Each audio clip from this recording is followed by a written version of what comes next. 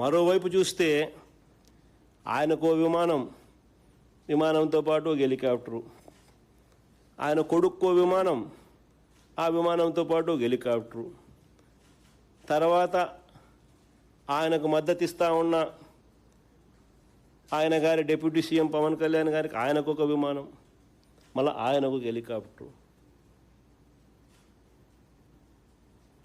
అందరూ గాల్లోనే. ముఖ్యమంత్రి గారు కొడుకు ఒక పూట విజయవాడలో ఉంటే మరో పూట హైదరాబాద్లో ఉంటాడు, ఇంకో పూట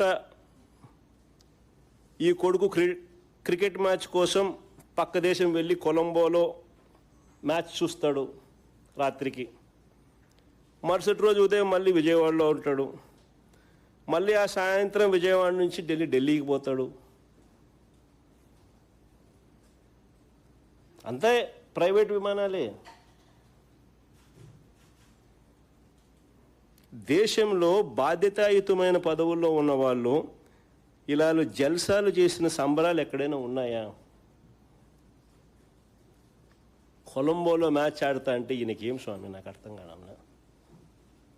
ప్రైవేట్ ఫ్లైట్లో కొలంబోకు పోయి మ్యాచ్ చూస్తాడు. ఈ టీవీ చూస్తే కనపడదా మ్యాచ్?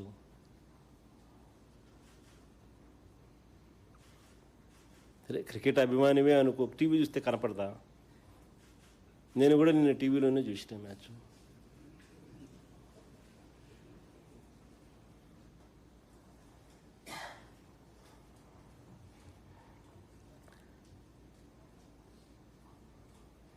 రాష్ట్ర ఆదాయాలు ఎలా పెరుగుతాయి?